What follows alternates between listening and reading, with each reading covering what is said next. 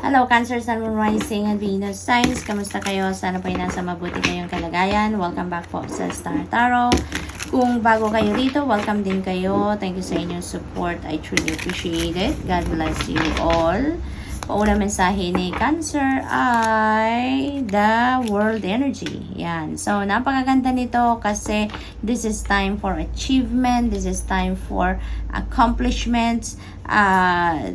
Things are going to be completed sa ngayon. May mga ginagawa siguro kayo. May mga endeavors kayo that will be accomplished na sa ngayon. Gagraduate na kayo kumbaga sa bagay na yan. Kaya naman, deserve nyo din naman na mag-celebrate. No? Deserve niyo na mag-celebrate para dyan sa inyong mga accomplishments. Savor it. No? Don't forget to be grateful as well sa mga biyaya na natanggap ninyo or matatanggap pa lang.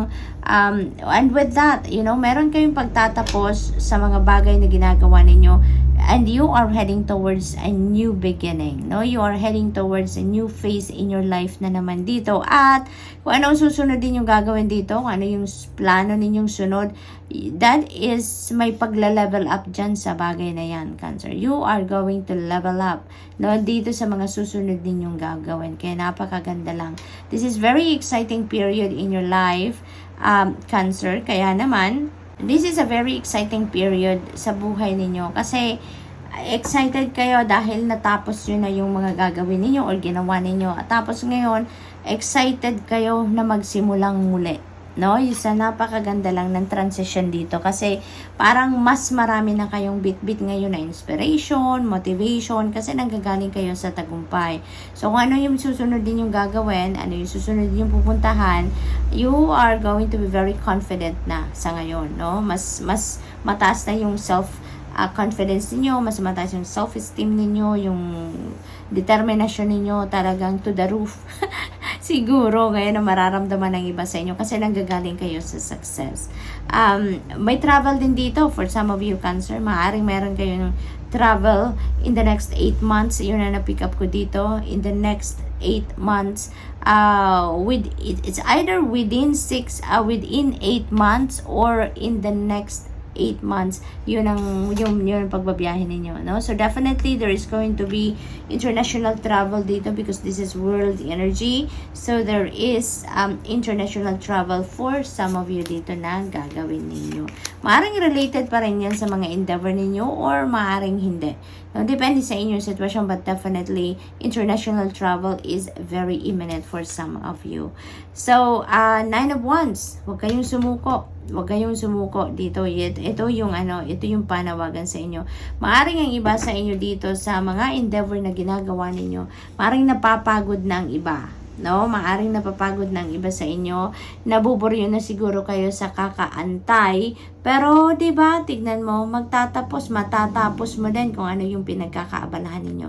Kung ano yung pinagkakabisihan ninyo, it's coming to one end, Cancer, kaya wag kayong mag-alala. Okay? Wag kayong mag-alala na hindi pa ninyo nakikita ang finish line. Wag kayong mag-alala na hindi pa ninyo nakikita kung ano magiging resulta ng inyong ginagawa because you are going to claim your success dito. May pagtatapos, may completion energy dito. Kaya kung ano man yan, just go with the flow. No, just go with the flow. Continue on to persevere. Pagsikapan nyo lang. Continue on focusing on whatever that is. At kung napapagod na kayo, stop back a little, magpahinga kayo. Pero pagkatapos niyan, get back to it. I-continue ninyo ang inyong ginagawa. Dahil nasa 9 of Wands na tayo, isa na lang, one step forward na lang gagawin nyo dito. And you will be able to claim your success. One last push na lang ito, Cancer. Kaya wag kayong sumuko, no? Giving up is not an option dito, but instead continue to persevere. Magsikap ka pa, magtiyaga ka pa, pasasaan ba? At one day, makukuha mo na ang inyong tagumpay. One last push na lang. Yan ang sinasabi sa inyo dito ni 9 of Wands. The Magician energy, napakaganda. This is a new beginning energy. So, most likely talaga dito, kung ano yung pagtatagumpayan ninyo dito sa the world energy, you are heading towards a new endeavor.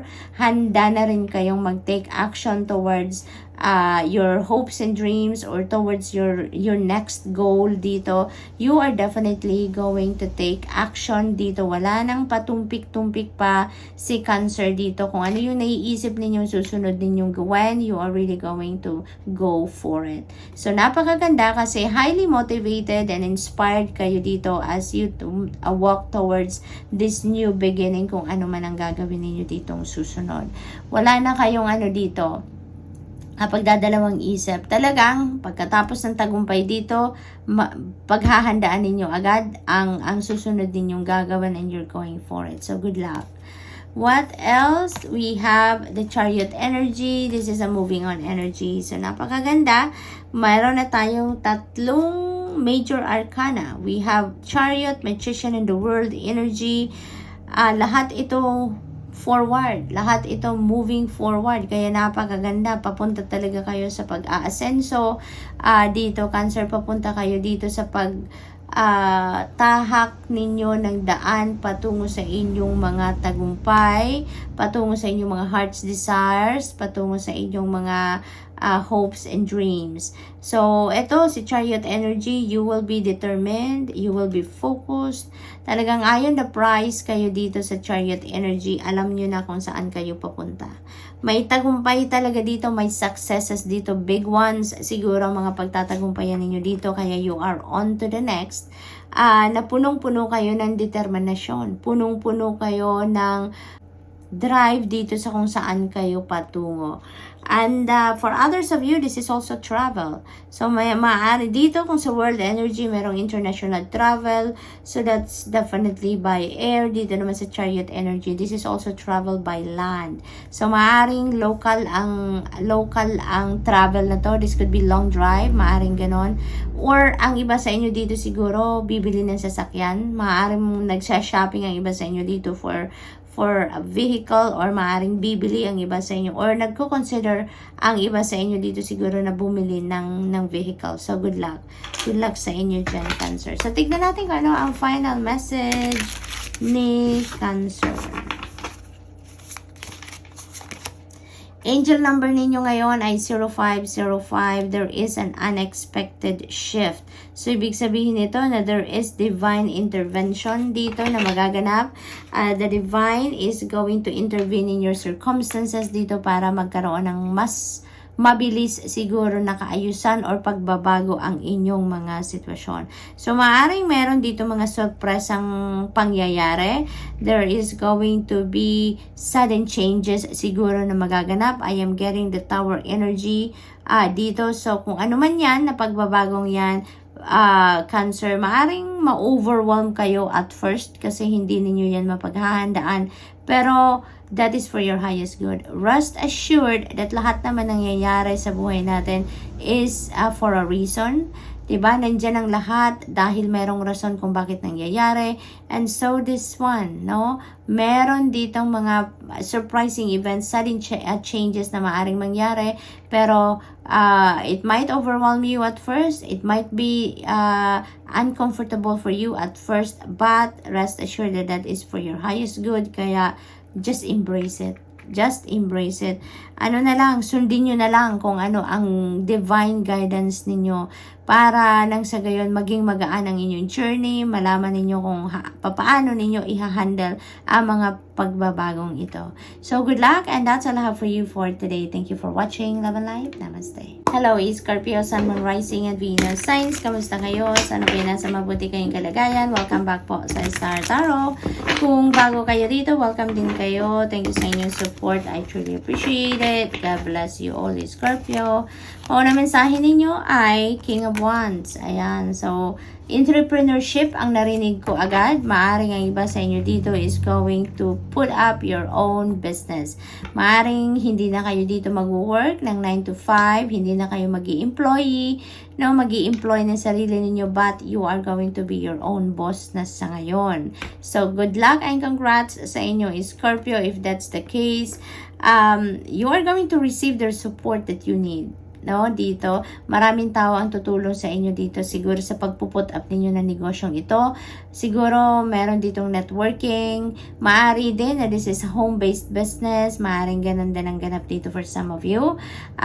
Para naman sa iba, no, na hindi naman ganun ang sitwasyon, maybe meron din kayo ditong promotion, no. Ang iba sa inyo na nagtatrabaho din, nag-i-employee pa rin, maaaring may promotion dito na magaganap, maibibigay sa inyo, and that could be a leadership role. So, congratulations din sa inyo.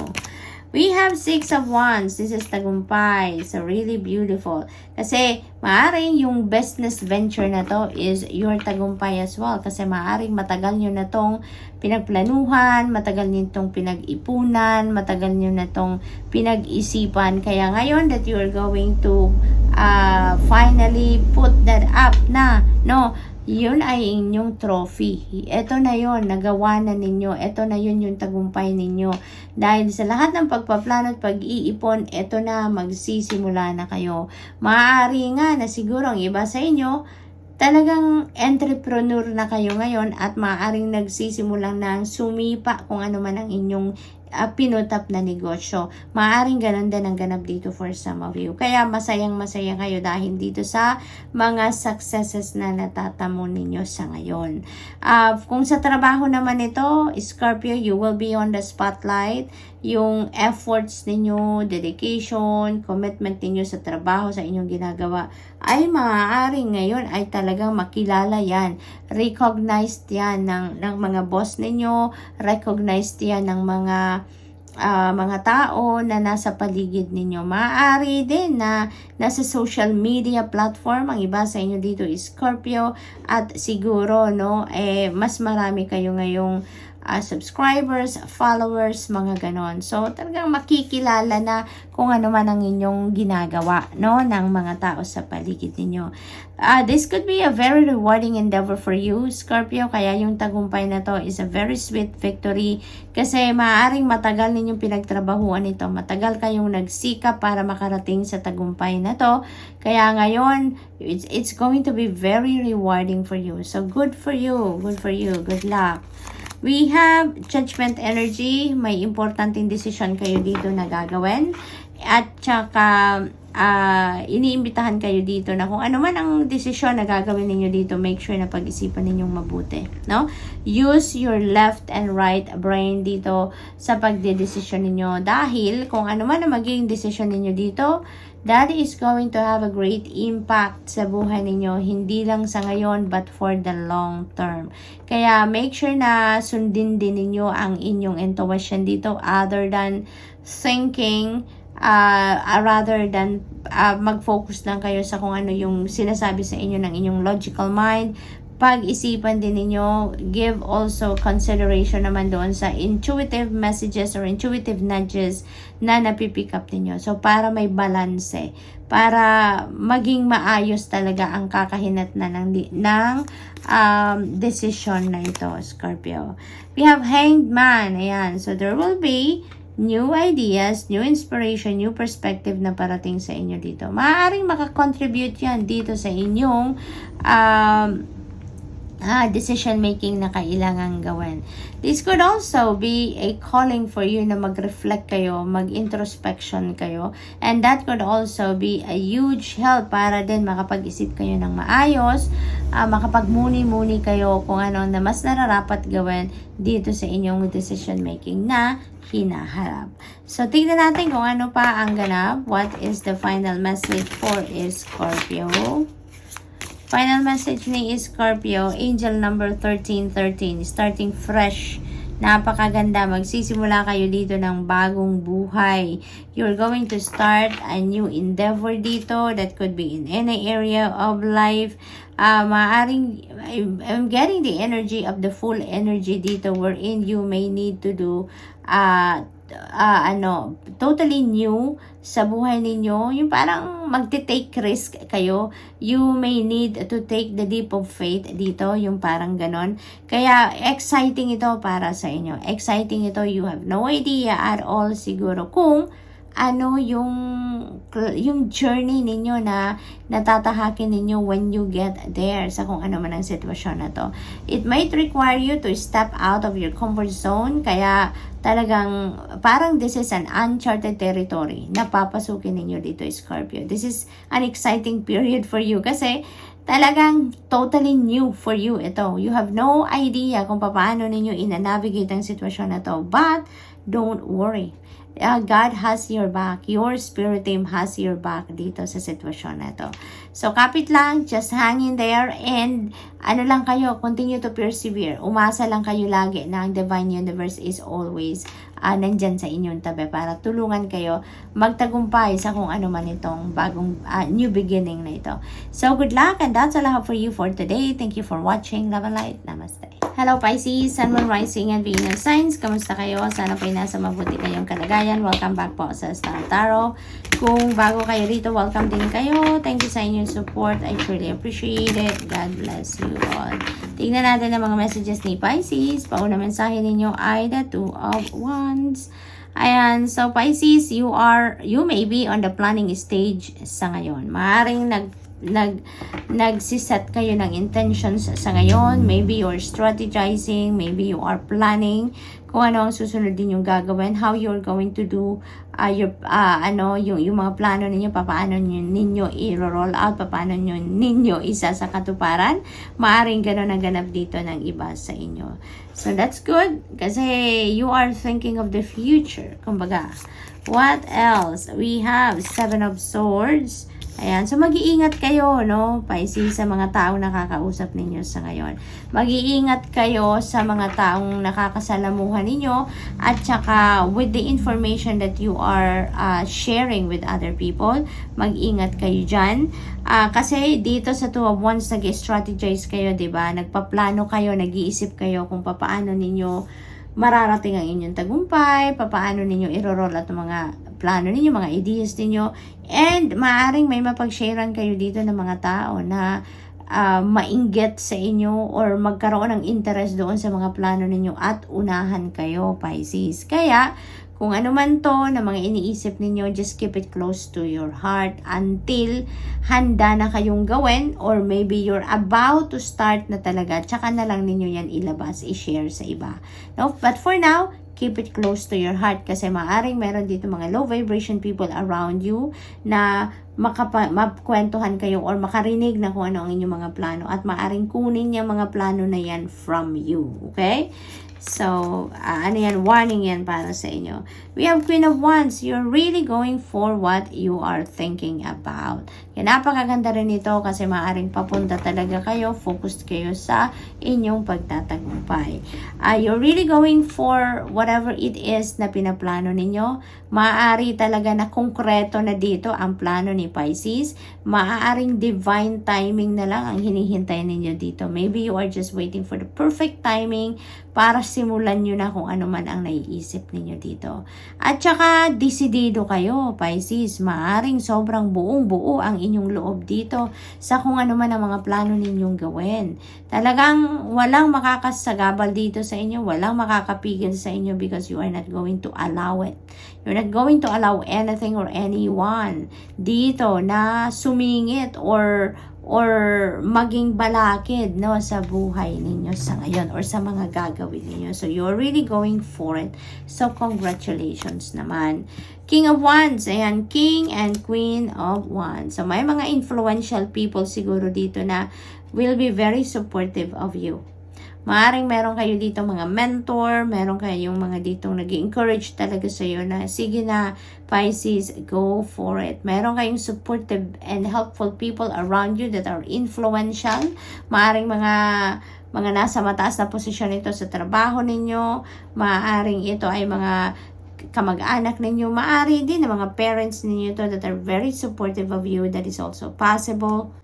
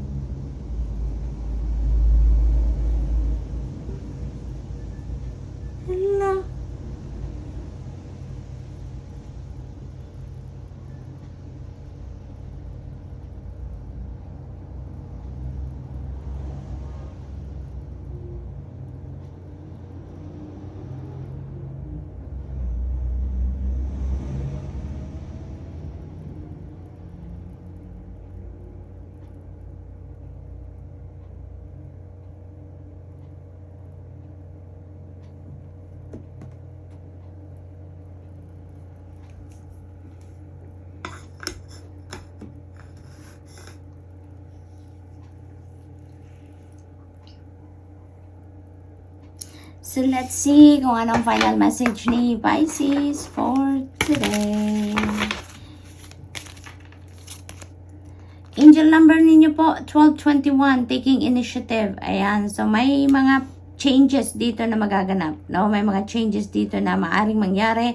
Maaring sa mga plano ninyo yan, maaring may mga slight tweaking na mangyayari dyan. Maaari din na may mga nagkonkreto na kayong plano, and maybe with the help also or with the advice of this Queen and King of Wands, kung sino man tong magre-represent nito sa buhay ninyo, ay maaring magkaroon kayo ng slight tweaking doon sa mga konkreto na ninyong plano. So maaring ganun din ang ganap dito, pero kayo pa rin yung gagawa, no? Kayo pa rin ang gagawa. Maaring mag-a-approve din kayo sa kung anong sasabihin nila.